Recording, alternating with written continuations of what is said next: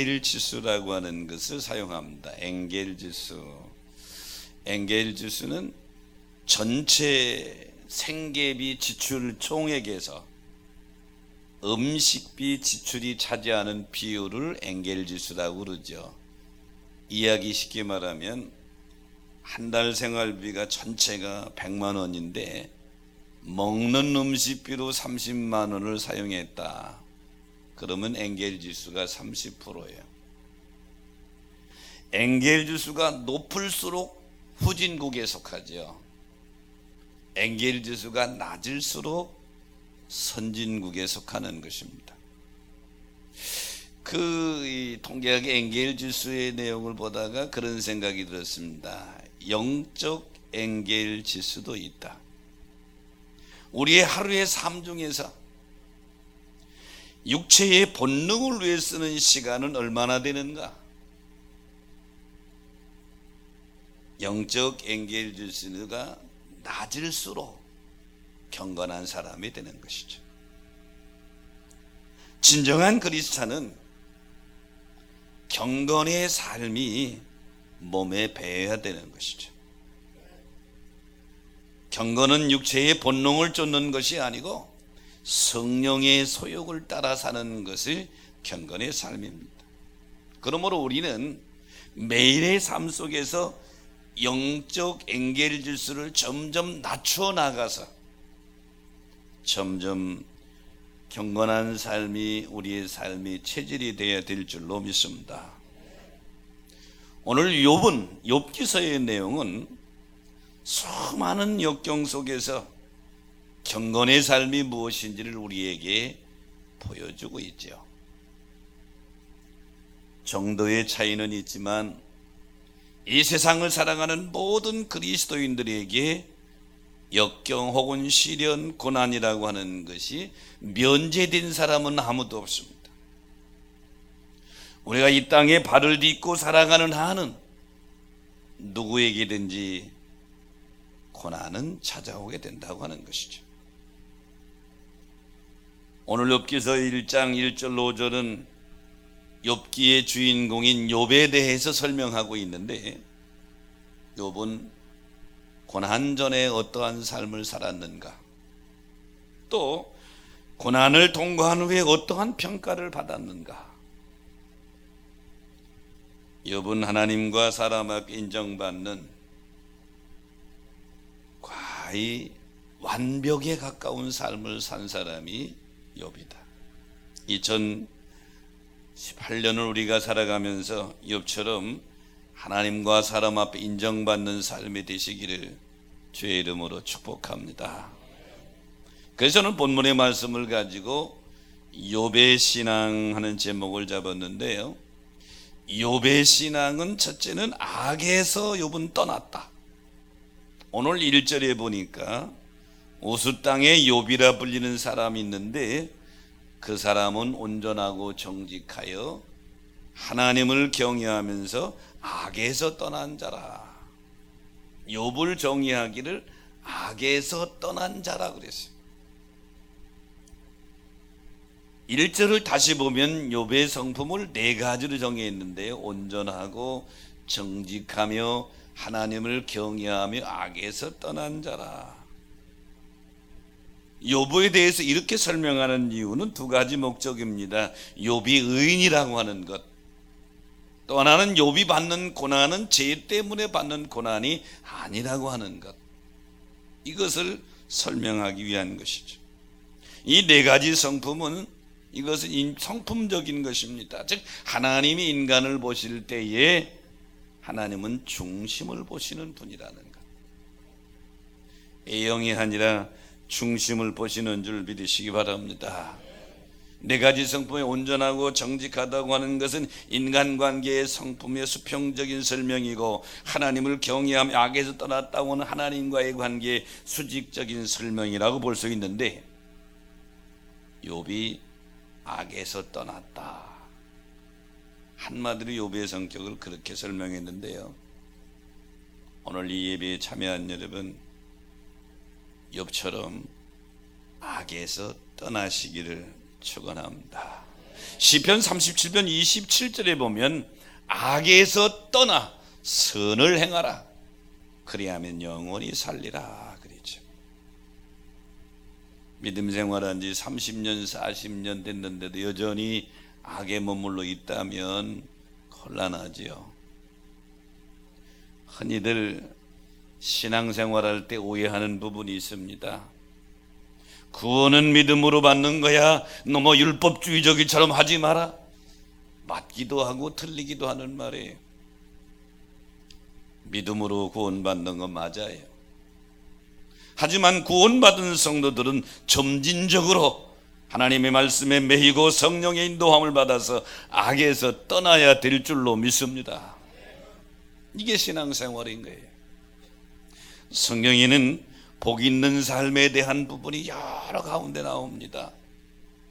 대표적인 것이 시편 1편이죠. 시편 1편에서 복 있는 사람은 두 가지를 정리합니다. 2절에 보면 정오지 하나님의 말씀을 주야로 묵상하라.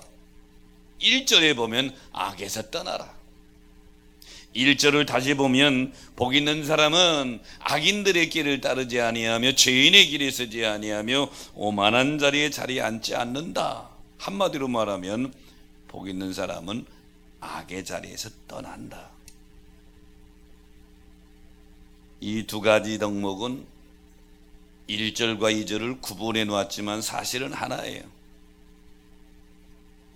주야로 하나님의 말씀을 묵상하는 사람은 자동적으로 악에서 떠나게 되는 줄로 믿습니다. 악에서 떠난 사람은 자동적으로 하나님 말씀이 그를 지배하고 있단 말이에요. 둘로 나눴지만 사실은 하나인 것이죠. 오늘 이 예배에 참여한 여러분, 복을 누리는 삶은 악에서 죄로부터 멀리 떠나야 될 줄로 믿습니다. 근데 우리 삶의 주변은 여전히 사단이 존재하고 있는 한 죄의 유혹이 너무 많이 있어요. 끊임없이 유혹하고 끊임없이 우리를 공격합니다.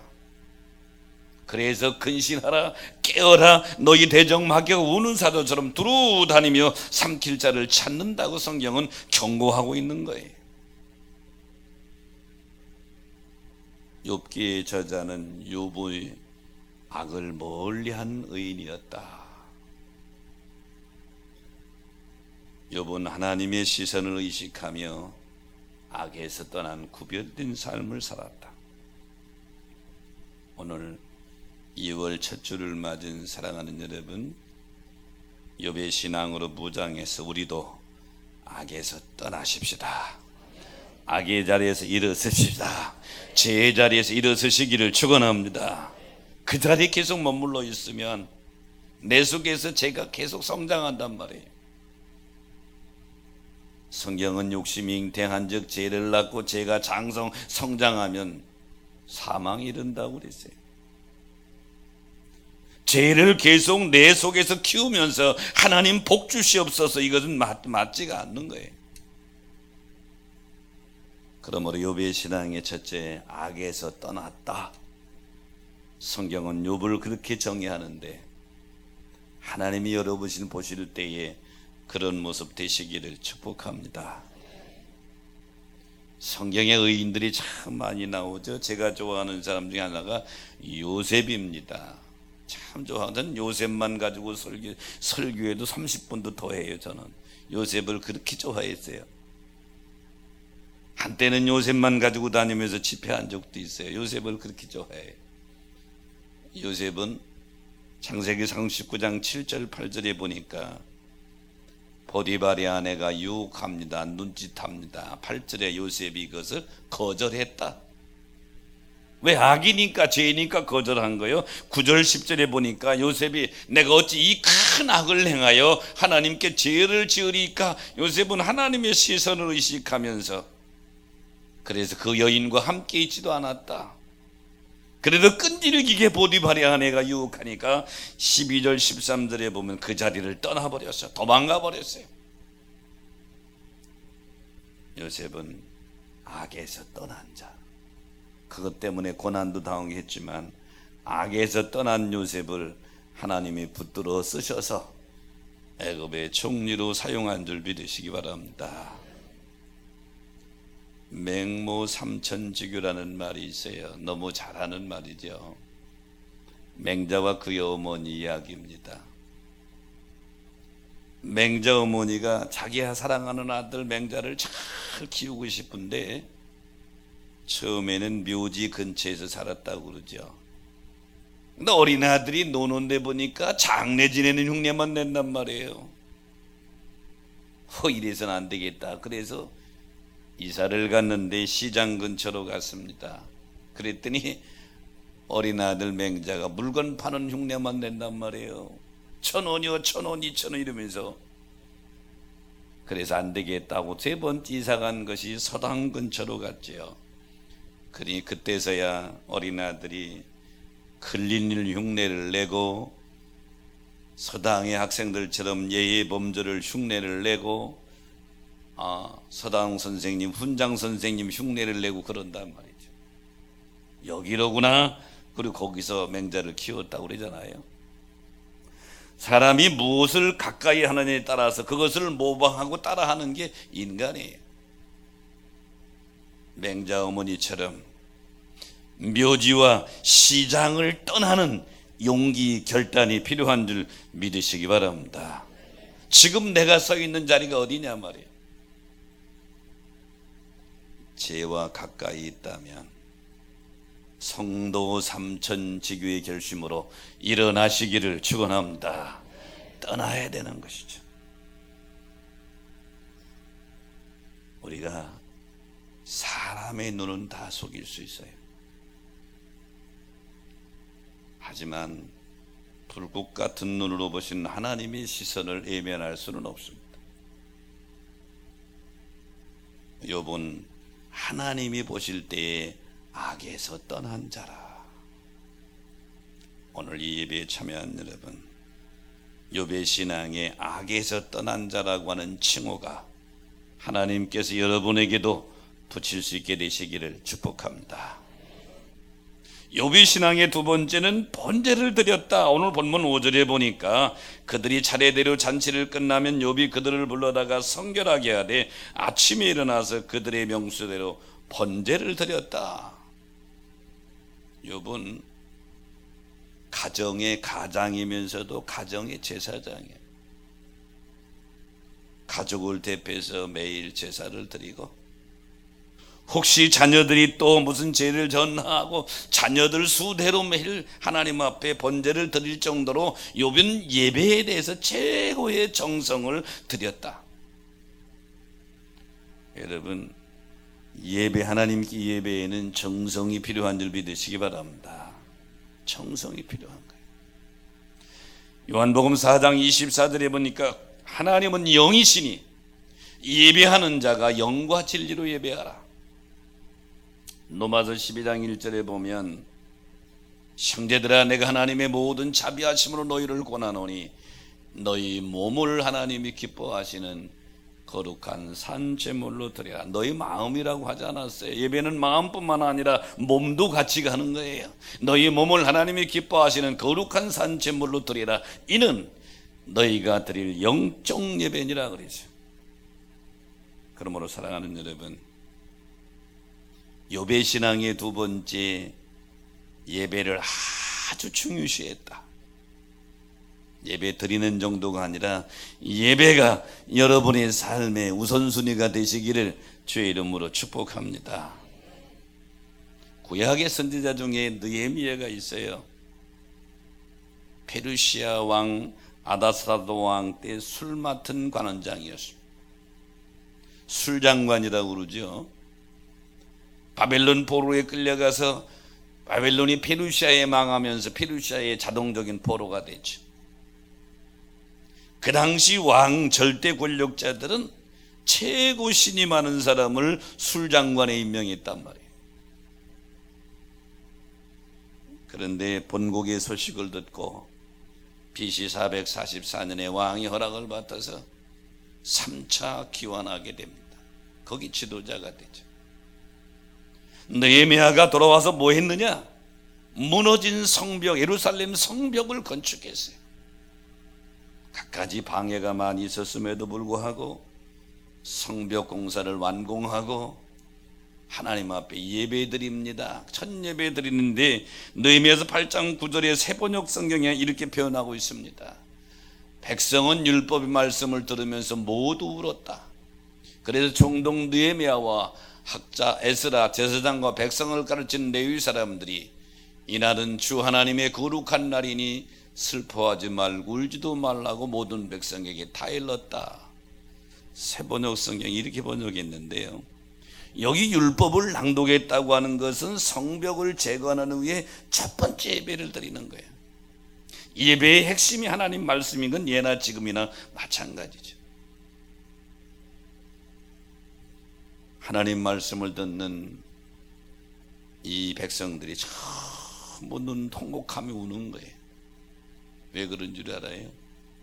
포로 생활 중에 마음껏 예배를 드리지 못했어요. 포로 생활하면서 너무 많이 힘들었어요. 그것이 감정이 한순간에 폭발적어요. 예루살렘 성벽을 재건하고 나서 첫 예배를 드리면서 통곡하는 것이죠. 여러분, 마음 놓고 예배 드릴 수 있는 게 복인 줄 믿으시기 바랍니다. 마음 놓고 예배 드릴 수 있는 게 복이에요. 제가 오늘 오후에 나우스 사역으로 위해서 떠납니다. 그런데 나우스에서는 사역할 수가 없어요. 지금 이북하고 비슷해요, 상황이. 내가 들어가서 직접 사역할 수 없어서 나우스 목사님들을 태국 국경 지역으로 불러내는 겁니다.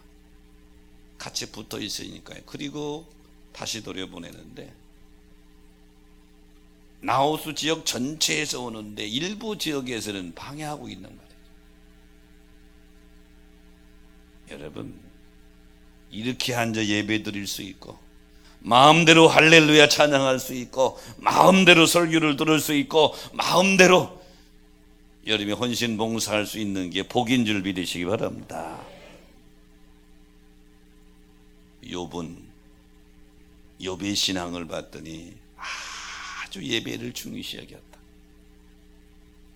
그런 여러분 되시기를 축복합니다. 한 대학 교수님이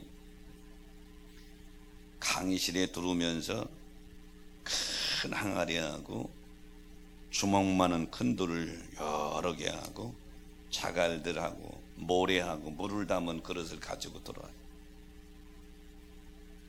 그러면서 학생들에게, 제군들, 오늘 교육은 이 항아리에 물건을 넣는 것으로 수업을 대신하겠습니다. 했더니 다 좋다고 그러죠. 예나 지금이나 학생들은 공부 안 한다면 좋다고 그러잖아요. 그리고 큰 항아리에 큰 돌을 막 집어넣어서 큰 돌을 가득 채웠대요. 그리고 묻습니다. 여러분, 항아리에 가득 찼나요? 학생들은 예 그럽니다. 교수님은 다시 조그마한 자갈들을 사이사이에 집어넣고 가득 채웁니다. 가득 찼나요? 예 그럽니다. 다시 모래를 담은 곳에 가서 모래를 그 삶에 또 채우는 거예요. 가득 채웠나요? 그랬더니 이제는 대답을 못해. 글쎄요. 다시 거기다 물을 부니까 물이 또 들어가는 거예요. 가득 찼어요. 이제 가득 찼나요? 예, 가득 찼습니다. 이게 무슨 교훈을 우리에게 주나요? 그랬더니 한 학생이 손을 들고 대답합니다. 아무리 스케줄이 가득 찼더라도 노력하면 새로운 일을 그 사이사이에 추가할 수 있다고 하는 그런 교훈입니다. 이때 교수님이, 아니요, 나는 여러분에게 삶의 우선순위를 교훈하고자 하는 거예요. 여기 항아리 속에 만약에 큰 돌을 먼저 놓지 않았더라면 큰 돌은 다시 집어넣을 수가 없어요. 모래 먼저 넣고 자갈 넣고 물 넣고 큰 돌 가득 채운 다음에 큰 돌 넣으려면 늘 자리가 없어요. 큰 돌을 먼저 넣고 큰 돌이 가득 찬 줄 알았는데 작은 돌 들어갈 자리가 있고 모래 들어갈 자리가 물이 들어갈 자리가 있지. 인생이라고 하는 내 항아리 속에 무엇을 우선순위로 해서 내 인생 항아리를 채울 것이냐? 예배라고 하는 큰 돌을 먼저 넣어야 될 줄로 믿습니다. 예배라고 하는 큰 돌을 내 인생 항아리에 먼저 채우고, 그리고 다른 것들로 채우는 거예요. 하나님을 영어로 표현하면 God이라고 그러니까 God입니다. 근데 God 하나도 안 바꾸고 순서만 바꿔볼게요. 반대로 DOG 뭐가 되죠? 하나님이 개로 표현할 수 있단 말이에요. 알파벳 순서 뺀 거 아니에요. 순서만 바뀌었을 뿐이에요. 무엇을 우선순위에 두느냐에 따라서 그만큼 중요한 것입니다. 하나님을 우선시하여 하나님을 하나님 되게, 예배가 예배되게 하시기를 주의 이름으로 축원합니다. 욥의 신앙의 세 번째는 온전하고 정직했다. 1절 다시 보면 그 사람은 온전하고 정직했다. 여기 온전이라고 하는, 탐함이라고 하는 단어는 완전하다는 뜻이에요. 다시 말하면 도덕적으로 완전했다. 이게 대단한 것이죠. 성경은 욥을 완전하다고 표현하고 있어요. 정직이라고 하는, 야사르라고 하는 단어는 곧다 바르다는 뜻이요, 강직한 인품을 가리키는 거예요. 그러니까 욥은 인격적으로 완벽에 가까운 성품의 사람이었다. 여러분, 신앙을 자꾸 한쪽만 생각하지 마라. 믿음으로 구원받는다. 믿음 하나님의 은혜로 사는 건 맞아요. 믿음으로 구원받는 건 맞아요. 하나님의 은혜로 믿음으로 구원받은 성도는 이제 하나님의 말씀에 붙들리고 매여서 성품이 점점 바꿔져야 될 줄로 믿습니다. 이게 신앙이에요. 근데 말씀 강조하면은 율법주의자라고 오해한다면 그런 거 아니에요. 두 가지 같이 가야 되는 거예요. 열왕기상 15장 11절에 보면 아사가 그의 조상 다윗같이 여호와 보시기에 정직행했다. 하나님 보시기에 어떠냐 이 말이죠. 이사야서 26장 7절에 보면 의인의 길은 정직하며 정식 가진 주께서 의인의 적경을 평탄케 하시는도다. 의인의 길을 걸어가는 자를 하나님은 평탄케 하신다. 그러므로 사랑하는 여러분, 욥의 신앙의 세 번째는 성숙된 신앙이에요. 2018년 살아가면서 작년보다 훨씬 더 여러분 성숙되시기를 축원합니다. 성숙돼야 되죠. 어린아이가 태어났어요. 요즘 제 나이 또래 되면 애기들 보면 왜 이렇게 이쁜지를 몰라요. 예전에 아들, 딸 키울 때는 그렇게 이쁜 걸 몰랐는데 왜 이렇게 이쁜지 몰라. 그래도 우리 교회에 아기들이 참 많아요. 근데 요즘은 함부로 안아줄 수도 없어. 안아주다간 또 큰일 난대요. 그래서 많이 절제합니다. 안 안아주는데 꼭 안아주는 아이는 3명밖에 없어. 온 부모가 허락했어. 그래가지고 막 데리고 와. 아까도 일부 예배 끝났는데 예성이가 막 나를 찾아 막 사무실 와서 한번 안아줬지. 얼마나 이쁜지 몰라요. 여러분, 그런데 그 아이, 이쁜 아이가 20살 30살 됐는데도 그대로 머물러 있다면 복이 아니죠. 그때는 이쁘다고 말하지 않을까요? 아이고 이웬수야 그럴 거야. 아마웬수야 그럴 거야. 성장해야죠. 아멘이십니까? 우리의 영적인 모습도 믿음의 모습도 똑같다. 언제까지 주여 주여만 하고 있겠냐 이 말이지.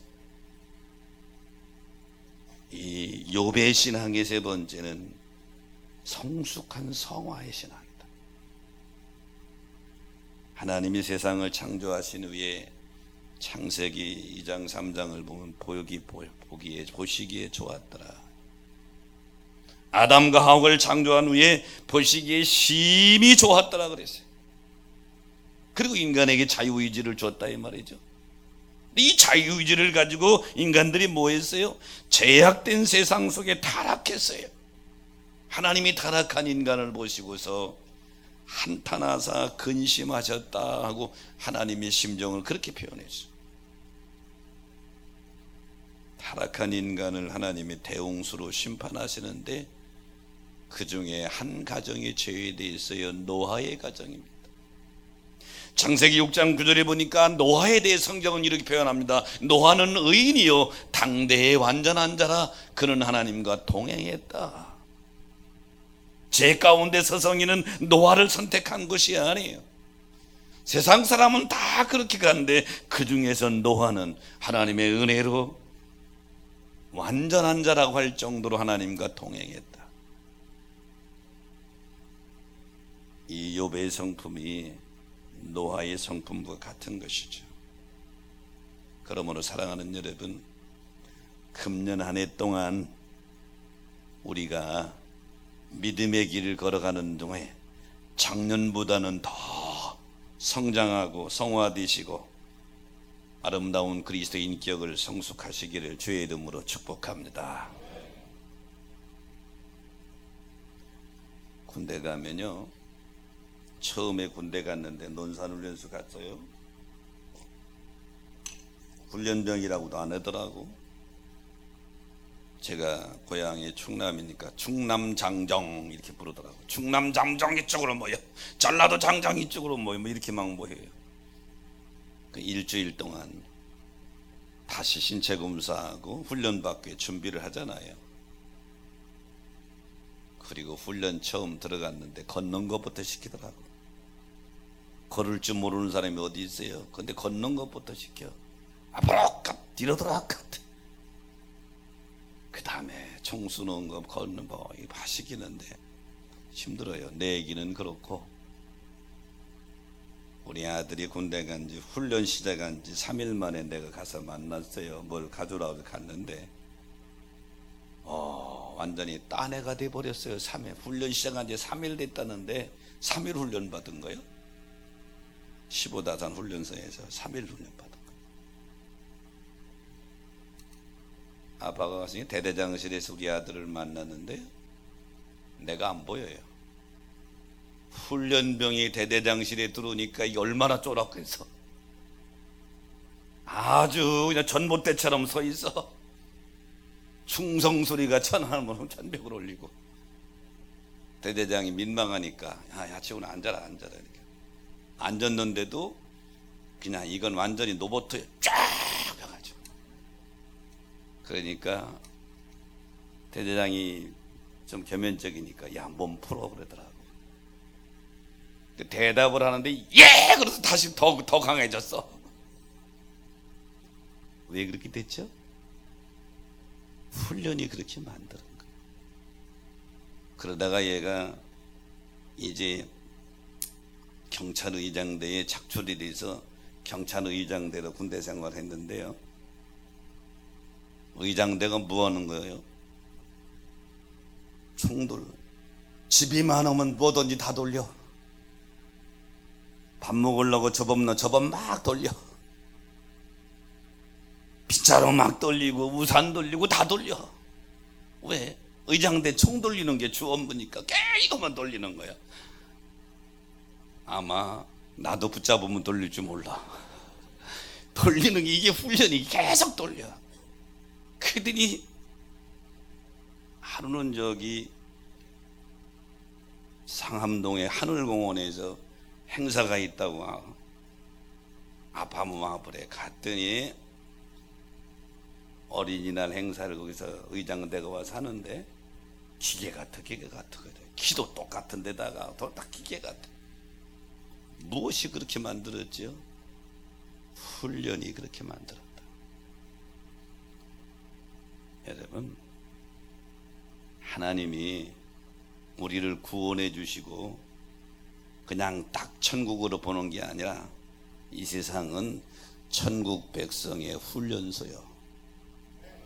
훈련소라고. 할렐루야. 훈련소요.